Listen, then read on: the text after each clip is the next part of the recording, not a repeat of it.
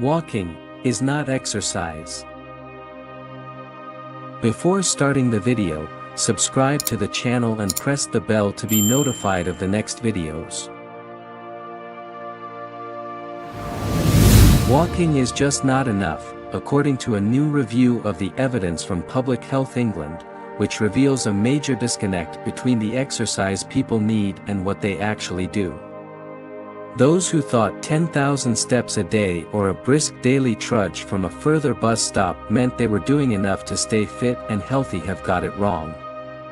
People should also all be doing Tai Chi, weightlifting or ballroom dancing, although carrying home heavy shopping bags might do the trick.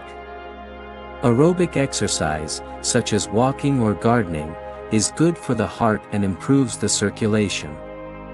PHE's review said that muscle and bone strengthening and balance activities are also vital for health and future well-being. But they are neglected.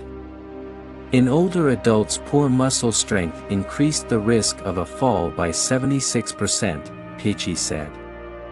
Those who have already had a fall are 3 times more likely to fall again. Strengthening and balance activities not only help prevent falls, but also help improve mood, sleeping patterns, increase energy levels and reduce the risk of an early death. People's understanding of walking more and doing aerobic activity, keeping up the heart rate, has grown, but the need for us all to do 2 sessions of strength and balance exercise a week has been the Cinderella of public health advice, said Louise Ansari from the Center for Aging Better, a charity set up with lottery funding a few years ago which jointly commissioned the expert review with PHE.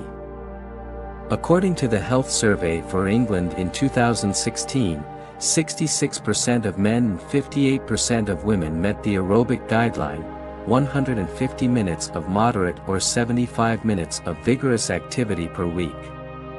But only 31% of men and 23% of women also did muscle strengthening exercise, and that dropped to 12% over the age of 65. Muscles tend to be at their peak in our 30s, said Ansari, and the muscle tone is going by the time we reach 40 unless we actively work on it. The best forms of exercise, according to the review of evidence, are ball games, racket sports, dance, Nordic walking and resistance training, usually training with weights, but including body weight exercises which can be performed anywhere. These exercise both arms and legs, strengthening muscles and helping us keep our balance. In Nordic walking, for instance, 2 poles are used. Ansari said the type of exercise required depends on a person's fitness. If you are a reasonably fit adult and you do walking, you should also do yoga or Tai Chi or racket sports or resistance training, which could be in a structured exercise class. You can do 2 long sessions a week. I do an hour and a quarter of Tai Chi every week. That helps with my balance. I should also do something like badminton and circuit or resistance training. But exercise doesn't have to be in a gym, she added. You can also make sure you go up and down stairs a lot instead of taking the lift.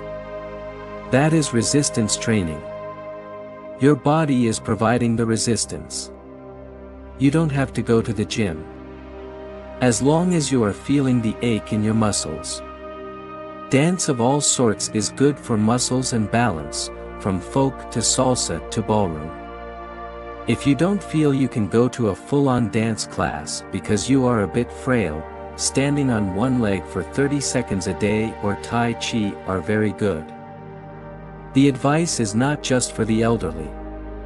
Alongside aerobic exercise such as brisk walking, all adults should be aiming to do strengthening and balancing activities twice per week, said Dr. Alison Tedstone, head of diet, obesity and physical activity at PHE. On average, we're all living longer, and this mixture of physical activities will help us stay well in our youth and remain independent as we age.